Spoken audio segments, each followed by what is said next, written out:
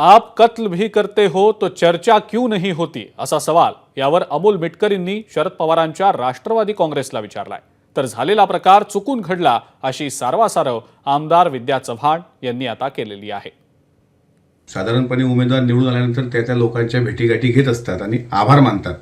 कदाचित आभार मानायला ते गेले असावेत, कारण सुप्रियाताईंच्या लोकसभा बारामती लोकसभेमध्ये ज्या वेळेस त्या घटना घडल्या तर त्या गटाचा एक नेता अजून तिथे पोहोचला नाही, तर एक दूत म्हणून ते गेले असावेत. कारण लंके साहेबांचा स्वभाव फार सोज्वळ आणि सांप्रदायिक तत्वाला धरून आहे.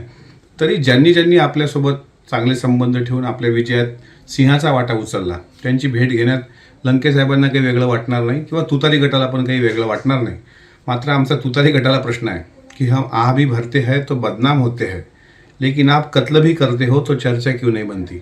काही लोकांनी त्यांना हात केला आणि काही कार्यकर्ते त्यांचे जे होते प्रवीण धनवे म्हणून त्या कार्यकर्त्यांनी त्यांना त्यांच्या घरी ते गेले होते आणि तेव्हा यांनी हात केल्यानंतर हे थांबले आणि ते आपल्या परिचयाचे असतील असं समजून त्यांनी त्यांचा सत्कारचा स्वीकार केला.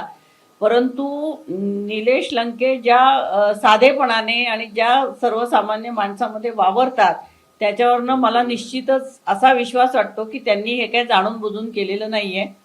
आणि त्याप्रमाणे मला असं वाटतं निलेश लंकेंकडनं ही जी काय चूक झालेली आहे ती त्यांच्याकडनं चुकून झालेली आहे. एबीपी माझा, उघडा डोळे बघा नीट.